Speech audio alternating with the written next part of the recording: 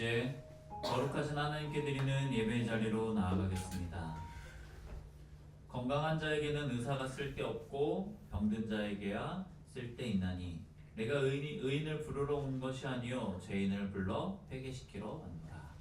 하나님은 영이시니 예배하는 자가 영과 진리로 예배할지니라.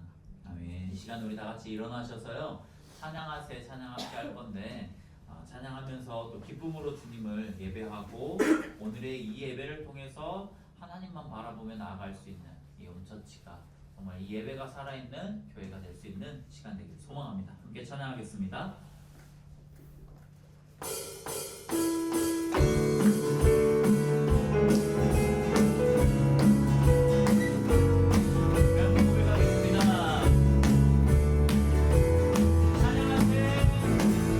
찬양하세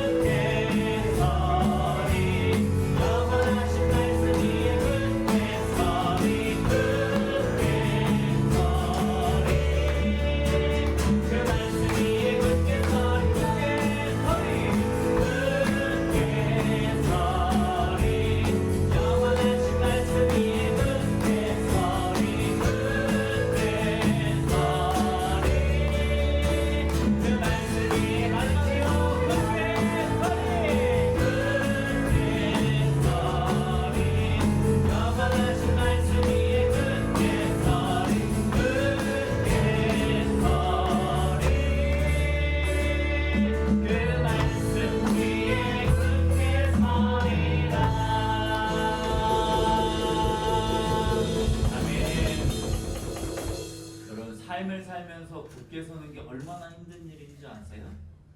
왜 제가 이런 말씀을 드리냐면 내가 생각한 것과 다른 상황이 펼쳐질 때 우리는 흔들려요. 지금 방송실에서 난리가 났거든요. 화면이 안 나와. 그렇죠?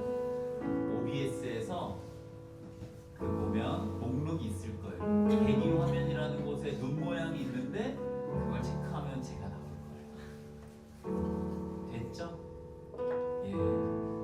저는 보고 있었거든요. 저들이 당황스러워서 어떻게 해야 될지 모르는. 근데 이 찬양의 가사를 보면서 느끼는 생각이, 와, 평안하게 굳게 서는 게 이렇게 힘든 일이다. 제가 매주 느끼는 거예요. 내가 예배를 최선을 다해 준비하고 삶에서 내가 그 일을 진짜 열심히 준비하려 했을 때 내가 생각한 대로 이루어지지 않는 순간 막 흔들리더라고요. 사실 이번 주에 좀 다양한 시간을 보내는 시간이 됐어요. 제가 삶을 살아보면서 이런 경험도 할 수 있구나라는 생각을 하면서 또 이제 같이 일하는 분들이랑 되게 많은 대화를 나눴거든요. 그러면서 들었던 생각이 무엇이냐면, 과연 나는 말씀으로 굳게 설 수 있을 것인가? 나는 과연 오늘 그 예배를 향하여 그 하나님의 나라와 표대를 향하여 정확하게 나아가고 있을 것인가? 이런 생각들이 정말 많이 되더라고요. 나의 신앙생활은 무엇이고 우리의 교회는 어떤 곳이고 과연 나는 하나님을 믿는다라는 것이 무슨 의미를 가지고 나에게 은혜를 주는 것일까? 이런 생각이 참 많이 들더라고요. 오늘 우리가 복음에서 예배까지 이루어지는 삶을 살아갈 때 과연 나에게 주어지는 그 말씀을 가지고 나는 하나님을 찬양할 수 있을 것인가? 이런 고민해 보았으면 좋겠습니다. 사실 세상엔 교회보다 훨씬 더 좋은 유익한 것들이 많거든요. 근데 그것 말고 나의 삶 하나를 온전히 하나님을 위하여 살아가게끔 만들어내는 것이 우리의 신앙생활 되어야 될 줄 믿습니다. 이 찬양 표대를 향하여 그저 그냥 그 말씀이 주는 어떤 제재와 나를 가두는 것이 아니라 오직 그 말씀이 예수가 되심을 기억하며 찬양할 수 있는 우리가 되었으면 좋겠습니다. 우리의 목적과 이유가 하나님께 영광이 되는 이 시간 되기를 간절히 소망합니다. 우리 함께 찬양하겠습니다. 내게 유익하던 것을, 내게 유익하던 것을 다해로 여기네.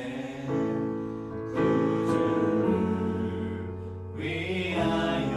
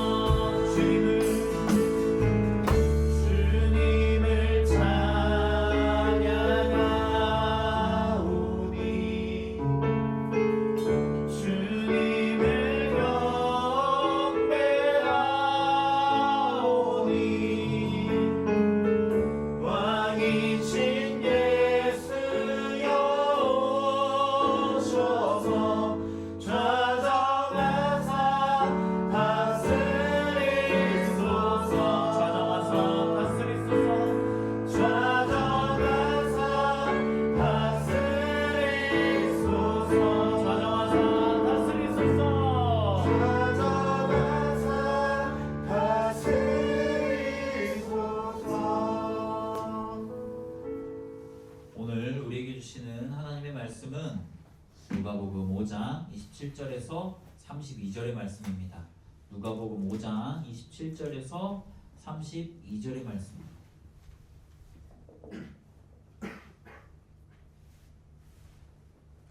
네, 제가 한 절, 여러분들이 한 절 교독하면서 봉독해 드리겠습니다. 그 후에 예수께서 나가사 레위라 하는 세리가 세관에 앉아 있는 것을 보시고 나를 따르라 하시니 나 모든 것을 버리고 일어나 따르니라. 레위가 예수를 위하여 자기 집에서 큰 잔치를 하니 세리와 다른 사람이 많이 함께 앉아 있는지라. 바리새인과 그들의 서기관들이 그 제자들을 비방하여 이르되 너희가 어찌하여 세리와 죄인과 함께 먹고 마시느냐. 예수께서 대답하여 이르시되 건강한 자에게는 의사가 쓸데없고 병든 자에게야 쓸데있나니 내가 의인을 부르러 온 것이 아니요 죄인을 불러 회개시키러 왔노라. 아멘. 오늘 본문 말씀 가지고 복음으로 예배까지 이르는 그리스도인이라는 제목으로 말씀을 상고하려고 합니다. 우리 한번 따라해 보실까요? 복음으로 예배까지 이르는 그리스도인. 복음으로 예배까지 이르는 그리스도인. 제가 이전에 뭐 이런 표현 썼던 것 같은데 혹시 여러분 TPO라고 하는 단어를 아시나요? TPO가 뭐죠? T, time, P, place. O가 어렵더라고요. O, 이따 나올 거예요. O 알아요? 오, 맞아요. occasion. 어렵더라고요. 떴어? 합이 맞지 않아. 한 게 어디 있니? 중요한 거예요, 여러분. 우리가 어디 갈 때 만약에 여러분 제가 여기에 쪼리에 반바지에 나시를 입고 설교를 한다고 생각해 보십시오. 너무 힙하죠? 저희 교회는 열려있는 교회다 라고 말하지 않을걸요, 누구도? 되게 사람들이 목사님이 청바지에 티셔츠 입고 설교하면 여기는 그래도 되게 열려있는 교회네요 라고 말할 거예요. 근데 어느 누군가 얘기할 거예요. 왜 목사님이 저렇게 입어? 할 거예요. 왜냐면 우리가 가지고 있는 생각 안에서 누군가는 지금 이 시간과 이 장소와 이 상황에서는 이렇게 입어야 돼 라고 하는 기준을 가지고 있기 때문이에요. 여러분 결혼식장에 갈 때 하얀 옷 입으면 돼요, 안 돼요? 법에 나와 있진 않아요. 하얀 옷 입으면 돼요, 안 돼요? 그냥 살짝 눈살 찌푸려지죠. 만약에 우리가 장례식장에 가는데 제가 반짝이 마이를 입고 나간다, 여러분 그러면은 혼나겠죠. 누구도 뭐라고 안 하겠지만 다 왜 저래 라고 하겠죠. 여러분 시간과 장소와 상황에 따라서 우리는 되게 뭐라고 할까, 이런 입어야 되는 것들, 행동해야 되는 것들에 상당히 많은 부분을 신경 써야 된다는 거예요. 저는 그래서 제가 청년들을 만나면 꼭 하는 이야기가 있어요. 결혼식장 가듯이 교회에 왔으면 좋겠다. 만약에 어제 결혼식이 있었잖아요. 제가 여러분들을 만약에 만나요. 세상 제가 보지 못했던 풀 착장을 보게 될 거예요. 그래서 제가 그런 날 꼭 얘기하죠. 내일도 이렇게 하고 왔으면 좋겠다. 결혼식은 너무 중요해요. 그런데 희한하게 우리가 예배를 그렇게 생각하지는 않더라고요. 그런데 어디에나 다 이렇게 TPO가 존재하게 되는데 그 복음이라고 하는 어떤 이 가치는요, 이 TPO의 제약을 받지 않는 완벽하고 위대한 선물이라는 거예요. 그러니까 복음은 어느 시대, 복음은 어떤 척박한 장소, 그리고 인간의 어떤 그 절박한 상황에 가져다 놓아도 완벽하게 동화되면서 죽어가는 영혼을 살려내는 절대적인 능력이 복음이라는 거예요. 타임, 어느 시대, 플레이스, 어느 장소, 그리고 오케이션, 어떤 절망적인 상황이 나에게 닥쳐온다 할지라도 여러분 생각해 보세요. 영혼을 살리는 능력은 복음에 있다라는 겁니다. 그래서 복음이 진짜 기쁜 소식인 이유는 그것을 받는 대상이 어떤 제약이나 조건이 없기 때문인 거예요. 너는 못생겼으니까 복음 받지 마. 너는 키가 작으니까 복음 받지 마. 너는 키가 너무 크구나. 넌 살이 너무 많이 쪘구나. 넌 복음 너에게는 안 돼.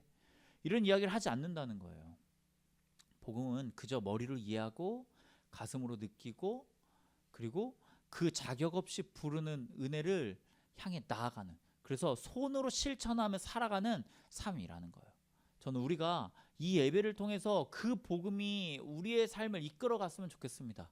여러분, 머리로 이해되는 복음, 내가 그걸 알아야 되는 거예요. 그런데 아는 것에서 끝나는 게 아니에요. 그 다음 뭐죠? 가슴으로, 그리고 손으로. 여러분, 이걸 우리가 기억했으면 좋겠어요. 그래서 오늘 말씀을 통해서 먼저는 머리로 이해하는 이 복음에는 자격 없이 그 우리를 부르는 하나님의 은혜가 있다는 거예요. 자격 없는 자를 부르시는 그 은혜가 오늘 우리들의 삶에 주어지게 된다라는 거예요. 27절 말씀이거든요. 우리 27절 말씀을 한번 다 같이 읽어볼까요? 27절입니다. 시작.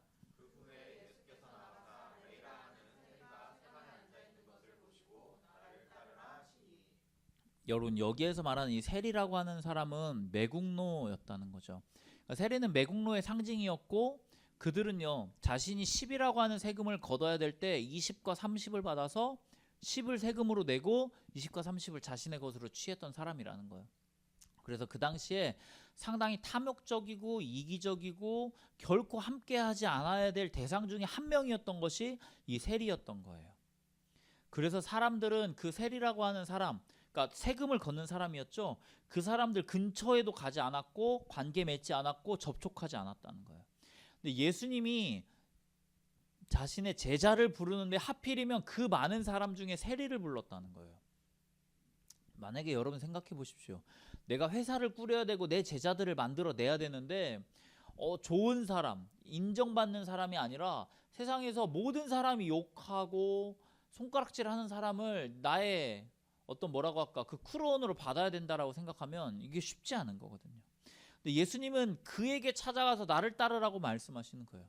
이게 대상이 잘못된 거예요. 만약에 예수님이 살아가야 했던 그 플레이스가 유대인들이 살아가는 그 지형이었다면 세리를 결코 부르면 안 되는 거예요. 그러면 거기에는 성장의 가치가 있을 수 없는 거예요. 여러분, 그냥 쉽게 이야기해 볼까요? 오늘 여기에 1년 동안 씻지 않은 사람이, 1년 동안 옷을 갈아입지 않은 사람이 와서 앉아 있다면, 그리고 그 사람이 매주 우리 예배에 오는 사람이었다면, 여러분 이제 우린 고민할걸요? 안 될 것 같은데? 쉽지 않을 것 같은데? 제가 항상 극단적으로 말하잖아요. 만약에 온 세상이 지탄하는, 손가락질하는 범죄자가 오늘 이 자리, 이 예배당에 나왔다면, 그 사람이 다니는 교회가 여기였다면, 여러분 우리 이 교회 다니는 거 고민할걸요? 근데 예수님이 그런 계산에서 벗어나는 행동을 하고 계시는 거예요. 세리를, 야, 나를 따라라. 세상 사람들의 차가운 시선 속에서 돈은 많이 벌었을 수 있습니다. 그런데 스스로 그는요 깊은 위축감과 환멸을 느끼며 자신의 삶을 살았을 거예요. 혼자 얼마나 외로웠겠어요. 근데 28절에 그가 모든 것을 버리고 일어나 따르니라. 여러분 대단하지 않습니까? 그가 모든 것을 버리고 일어나 따르니라. 레위는 자신의 전부였던 세관의 모든 특권을 즉각적으로 버렸다는 거예요. 이러한 모습이 지금 그리스도인들의 제자됨 가운데 우리가 가져야 될 삶의 모습이라는 거예요. 여러분 복음은 가장 먼저 머리로 이해하는 것에서 시작합니다. 세상의 종교는 자격이 없는 사람, 도덕적으로 깨끗한 사람, 그리고 공로가 많이 있어서 쌓인 사람, 어떤 노력을 한 사람, 수행을 한 사람, 그런 사람들에게 어떤 무언가가 주어질 것이라고 이야기합니다. 하지만 기독교의 복음은 전혀 다르다는 거예요. 기독교의 복음은 철저하게 자격이 없는 사람, 사람들에게 손가락질 받는 사람, 세상의 기준에 미달되는 사람, 이런 사람들에게 무조건적으로 쏟아지는, 이게 중요해요, 일방적인 은혜라는 거예요. 여러분 교회에서 기브 앤 테이크를 바라는 것 자체가 말이 되지 않는 거예요. 왜냐하면 내가 일단 준 게 없기 때문에, 그런데 나는 받은 게 있기 때문에. 그러니까 여기서 시작이더라고요. 내가 구원을 받아서 오늘 내가 무엇을 드리는 건데, 세상은 그가 무엇을 드려야 오늘 그에게 주어지게 되더라고요. 하지만 교회는 그러지 않습니다. 여러분 우리의 신앙생활은요 무조건적으로 쏟아지는 일방적인 은혜가 주어지는 현장이 오늘 이것이라는 거예요. 여러분이 해서가 아닙니다. 여러분 하나님이 주셨기 때문에 나에게 주어지게 되는 거예요. 벌써 세 번째 말씀이 나왔네요. 계시라는 표현. 여러분 계시는 내 눈앞에 보이지 않았던 것이 거치며 보이게 되는 상황을 이야기하는 거예요. 여러분 하나님이 보여주셔야 가능한 거예요.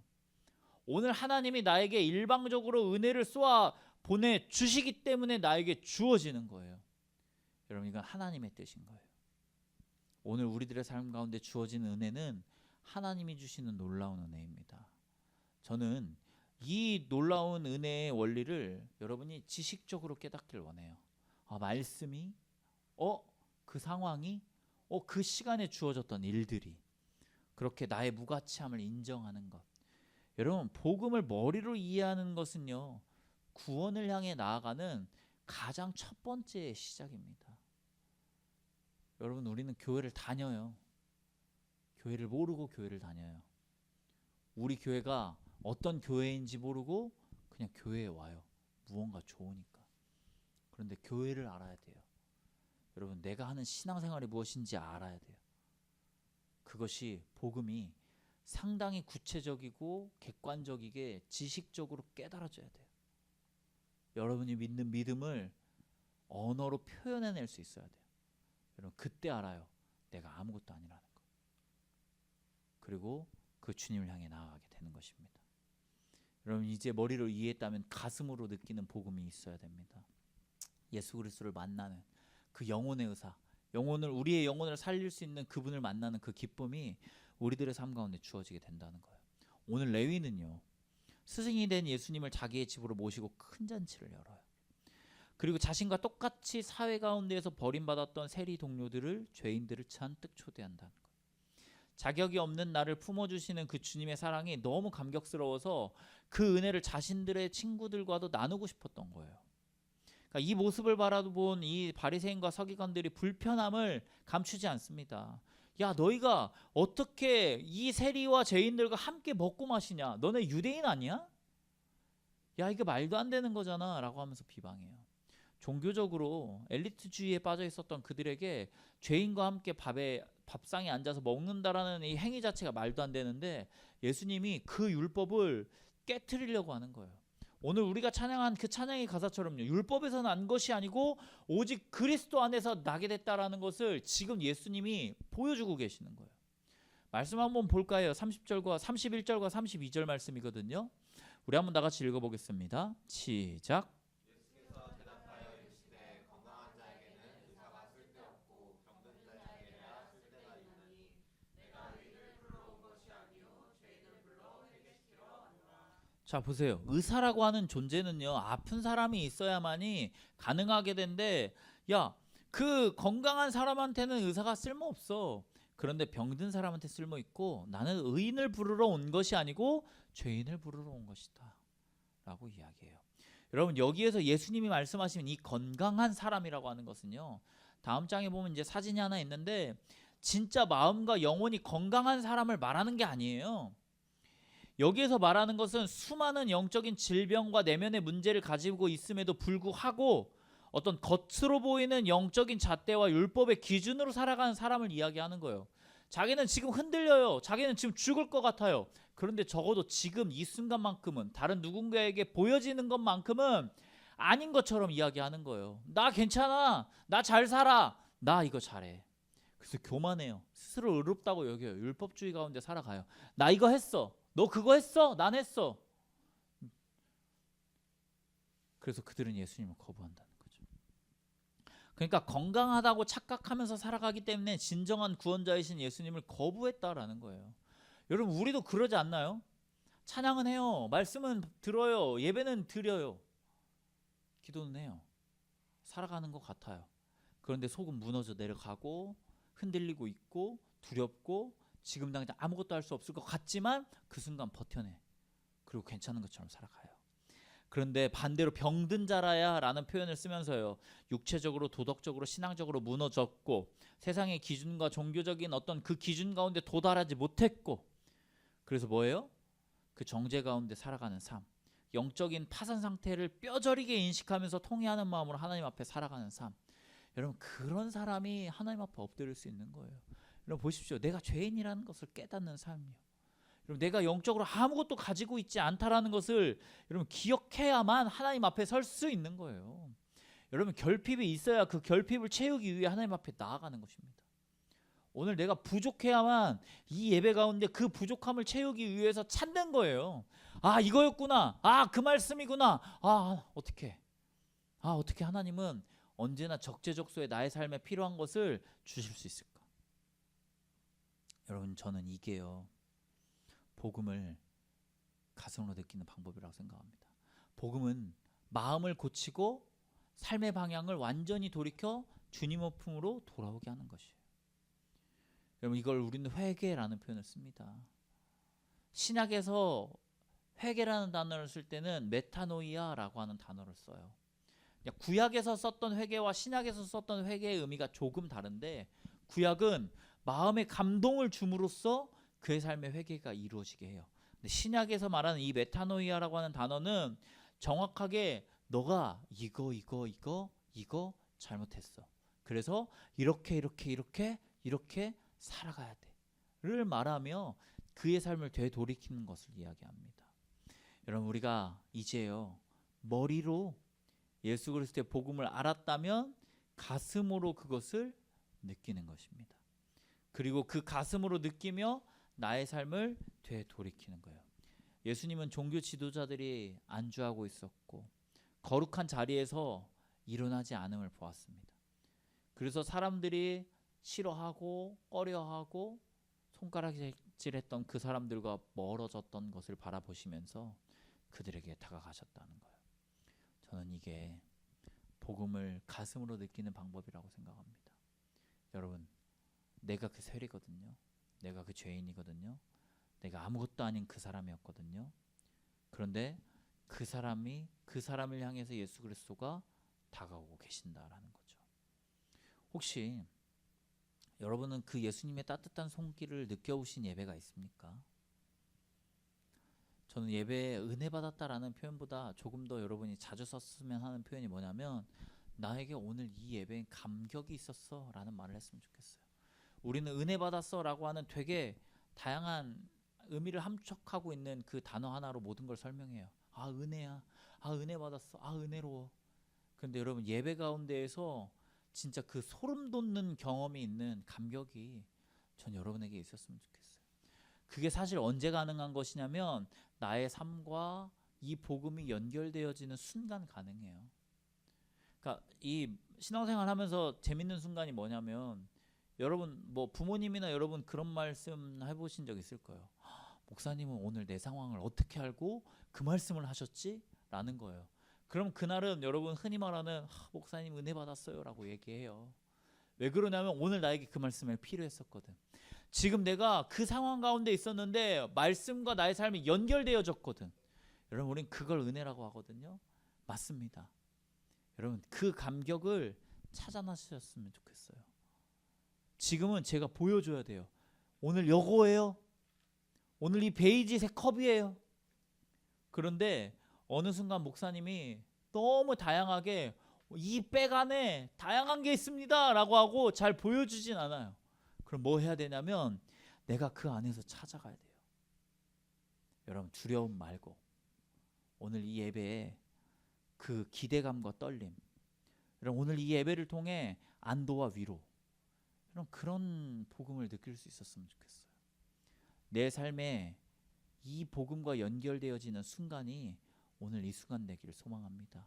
기도할 때, 찬양할 때, 예배할 때, 누군가를 위해서 내가 헌신할 때, 봉사할 때, 아니요 아무것도 안 해도 그냥 이 자리 가운데 앉아 있을 때, 그냥 어디에 쓰여져 있는 그 문구 하나 때문에 은혜 받을 수 있는, 우리 그렇게 살아갑시다. 여러분, 정죄하지 마세요. 내가 잘 못했기 때문에, 못하기 때문에. 아니요, 여러분 그냥 기꺼이 내 누추한 삶의 식탁에 앉아주시는 예수 그리스도가 계시다는 겁니다. 여러분, 그때 얼마나 고마울까요? 그 뜨거운 감격 가운데 그 심장의 요동침이 저는 여러분들의 신앙생활에 있기를 소망합니다. 여러분, 그렇게 마지막으로요, 우리는 이제 그 복음을요 손으로 실천해내야 돼요. 복음이 실체화되는 것은 무엇일까? 되게 이런 이야기를 많이 하거든요. 한 손에는 복음을, 한 손에는 뭐 성경을 가지고 아니면 신문을 가지고 무언가를 가지고 살아가야 되는데, 그렇다면 내 한 손에 들려져 있는 이 복음이 나의 삶에 어떻게 실체화되며 나아가게 할 수 있을까 고민했을 때 저는 오늘 이 예배를 이야기하고 싶어요. 여러분, 머리로 이해하고 가슴으로 느꼈다면 이제 가장 중요한 결단의 순간이 찾아올 때 우리에게 너무 기본이죠. 이 예배가 여러분들의 손을 통하여 만들어지기를 소망합니다. 세상으로 나아가는 것도 중요해요. 복음을 가지고 세상으로 향해 나아가고 그 복음을 선포하는 것도 중요해요. 근데 그 복음을 선포해내는 순간이 너무 어려워요. 여러분 아까도 이야기했잖아요. 머리로 이해하는 것이 복음의 시작이라고. 그렇다면 그 복음의 시작이 여기에서부터 여러분들에게 만족스러워야 한다라는 거예요. 세상 속으로 나아가는 것, 그러나 이 복음이 나의 삶 가운데 가장 역동적이고 실체화되며 구체적으로 폭발되어지는 순간이 여러분 예배가 되는 거예요. 그리고 세상 가운데 살아가는 나의 그 직장, 가정, 삶, 친구 만나는 모든 순간이 예배되게 하는 것, 여러분 그게 복음이 실체화되는 순간입니다. 제가 많은 대화를 나누면서 좀 그런 새로운 가치를 깨달게 된 거예요. 제가 청년들이랑 사역을 하면서 청년들이 했었던 말 중에 공감도 되지만 안타까웠던 말이 하나 있어요. 뭐냐면 방송실에 있는 친구들도 예배 드렸으면 좋겠어요. 이 말이에요. 방송실에 있는 친구들도 찬양 시간에 찬양할 수 있었으면 좋겠어요. 기도할 수 있었으면 좋겠어요. 그러니까 지금 이 가사 틀리지 않기 위해서 집중하고 있는 그 사람이 그거 말고 손 들고 찬양할 수 있는 그런 구조가 만들어졌으면 좋겠어요. 저도 동의해요. 맞아요. 그래서 우리는 보이지 않는 곳에서 봉사하고 있는 이들이 진짜 수고하고 있다고 생각해요. 그들이 예배를 잘 드리고 있지 않을 거라는 가정하에 우리는 그들을 배려하고자 되게 많이 노력하더라고요. 그러면서 드라마나 어떤 TV 프로그램을 좀 보게 됐어요.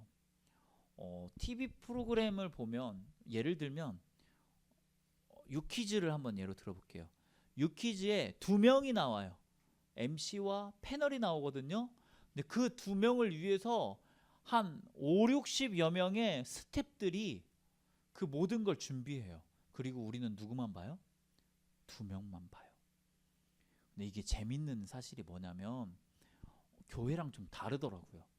그곳은 그 2명만 일을 하는 게 아니라 그 50명, 60명의 모든 스텝이 그 결과물, 그 하나를 만들어내기 위해서 한 마음을 가지고 그 목표점을 향해 나아간다라는 거예요. 여러분 예배도 똑같아요.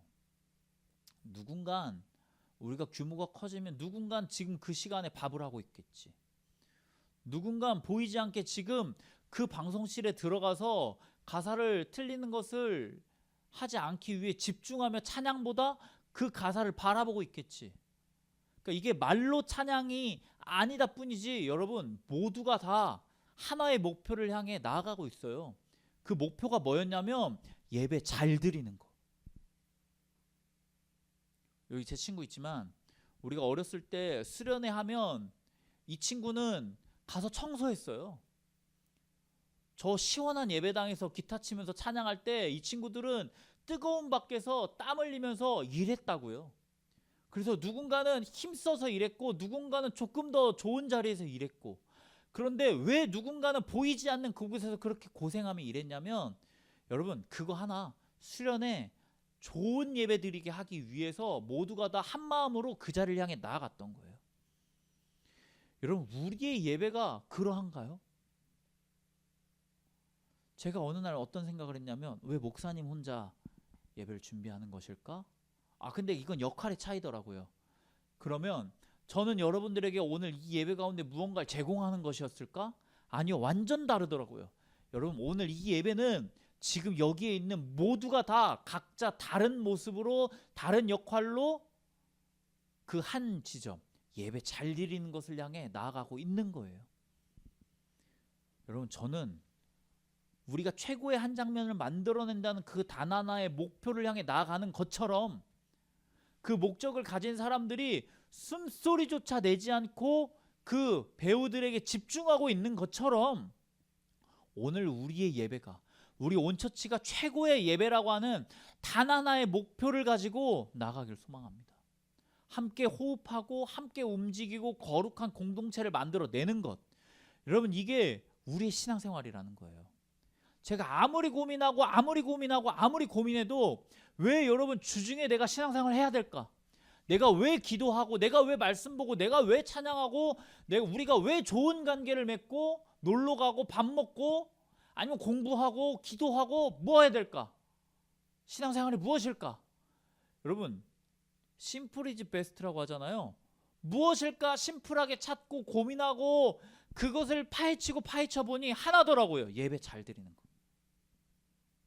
내 삶의 신앙생활 잘하는 거에 진짜 척도가 무엇이었을까? 아무리 고민해봐도 시작은 그거더라고요. 예배 잘 드리는 거.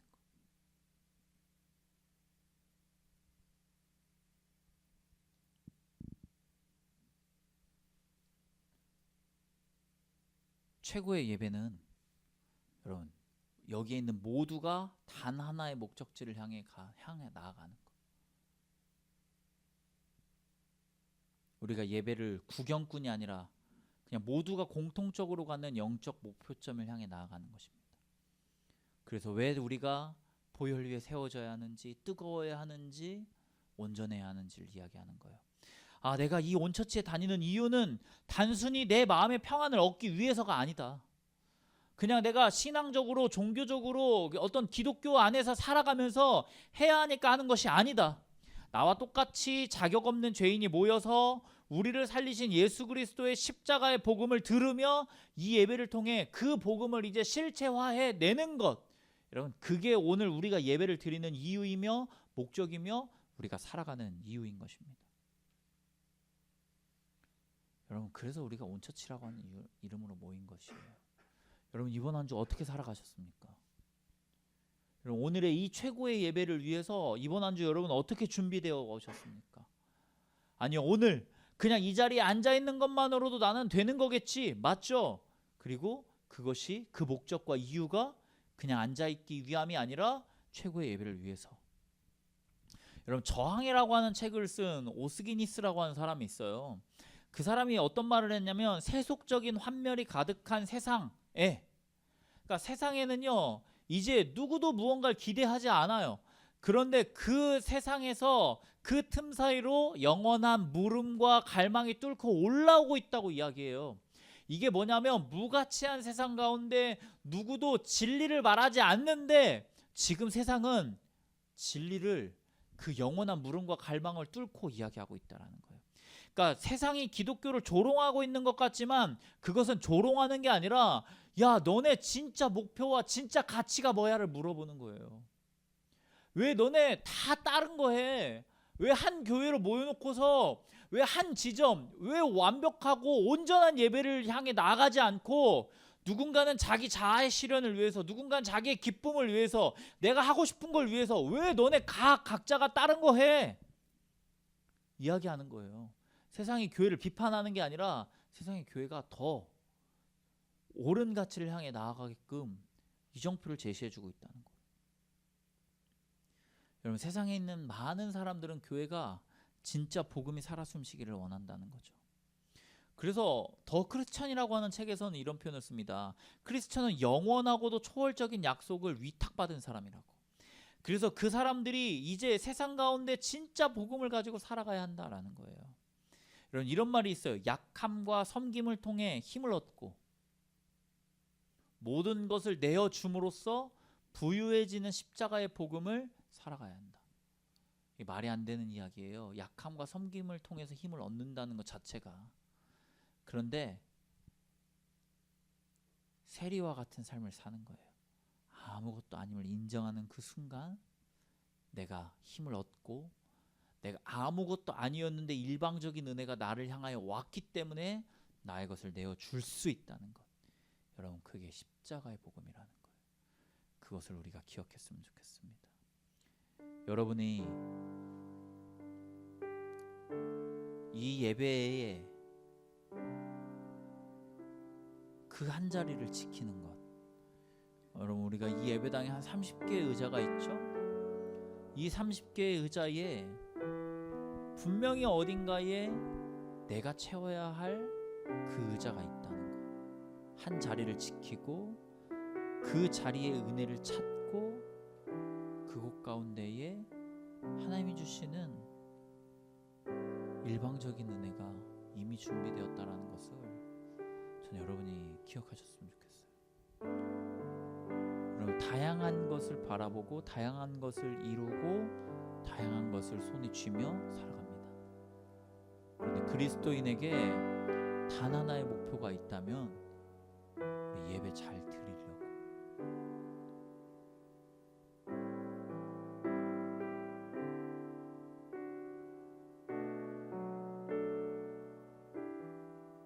여러분, 우리는 대칭적이지 않은 것을 불편해해요. 그거 아세요? 여러분 한 번도 생각해보지 않았을 건데 우리 예배당의 앞엔 대칭이 이루어져 있지 않아요. 에어컨이 있는 곳은 넓고 십자가가 있는 곳은 좁아요. 왜 굳이 에어컨이 여기에 있어야 될까? 여러분 그거 아시죠? 이 에어컨이 이 자리에 있는 이유와 목적이 뭔지 아세요? 궁극적으로? 모르죠. 예배 잘 드리려고. 시원하고 따뜻하게. 예배당에 에어컨이 없으면 얼마나 좋습니까? 네? 대칭을 이루어 만들고 이것을 멋있게 꾸밀 수 있는. 그런데 여기에 이것을 둠으로써 쾌적해지고 예배 잘 드리라고. 조명이 있는 것, 스피커가 있는 것, 악기가 있는 것, 이런 마이크가 있는 것, 이 모든 것이 있는 이유는 단 하나.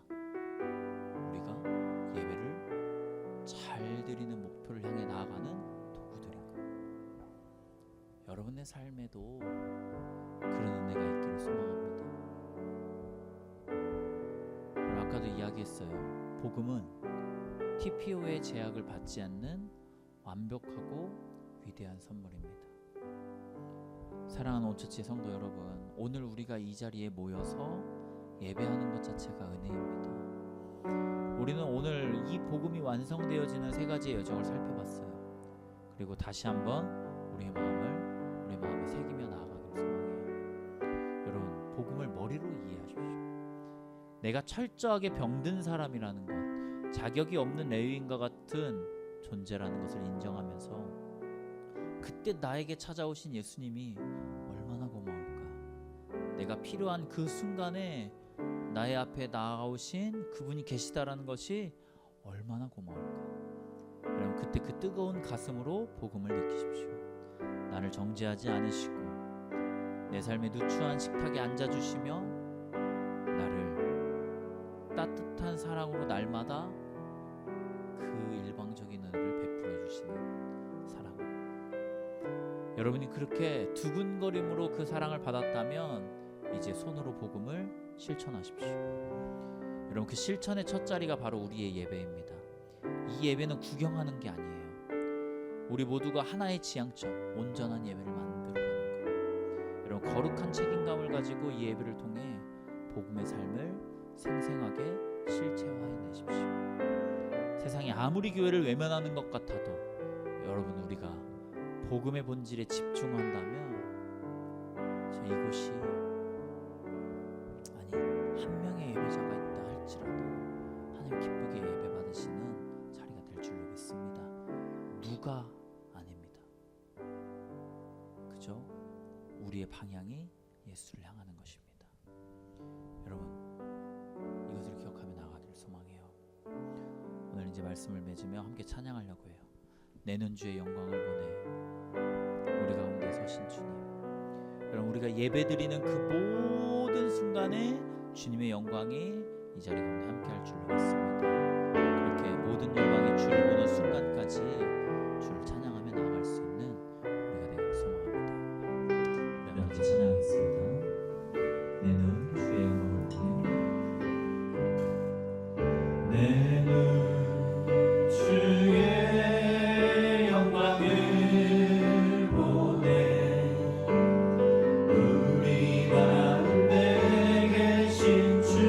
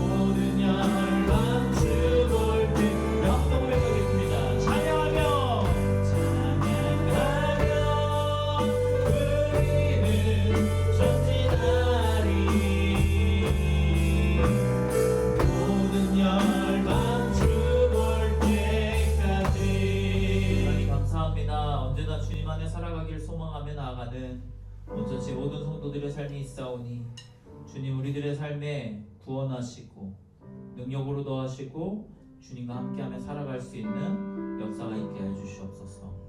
우리를 영원한 생명으로 부르신 그 은혜의 하나님을 내가 바라보게 하여 주시옵소서.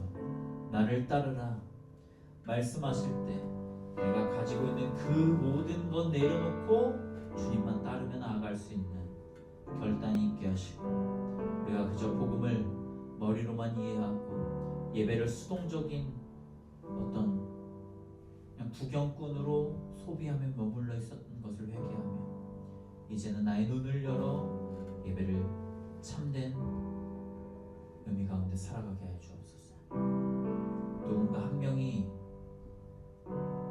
누군가 해야 되는 그 사람이 하는 것이 아니라 모두가 영광스러운 복음의 실체화를 이루어낼 수 있는 동역자임을 기억하게 하시고 한 방향과 한 뜻과 한 곳을 향하여 나아가는 온전한 예배를 이루며 나아갈 수 있는 우리 온처치가 되게 하여 주옵소서. 하나님, 성도들이 주님 앞에 귀한 예물을 드리며 나왔습니다. 이 예물이 쓰여지는 곳마다 하나님의 이름과 나라와 뜻이 세워지게 하여 주시옵시고, 혹 주님 앞에 예물 드리지 못한 손길들이 있다 할지라도 그들의 몸을 받으시고 그들의 열정을 받으시고 시간을 받으시고 상황과 환경을 받으시는 하나님 계시오니 언제나 주님 그들과 함께 하여 주시옵소서. 부족하지 않게 하시고 없지 않게 하시고 그 자리 가운데 주님으로 인하여 모든 것을 누리며 나아가는 온처치가 되게 하시며 하나님의 나라를 세우며 나아가는 귀한 일꾼으로서 쓰임받게 하여 주옵소서. 이제는 우리 구주 예수 그리스도의 은혜와 하나님의 사랑과 성령님의 내주교통 인도하심이 주님만을 바라보며 나아가기를 소망하는, 그렇게 머리로 복음을 이해하고 가슴으로 복음을 받아들이며 이 두 손으로 귀한 예배를 하나님께 올려드리며 나아가기는 온처치의 모든 성도들의 머리 위에 이제부터 영원까지 함께 하시기를 간절히 축원하옵나이다. 아멘.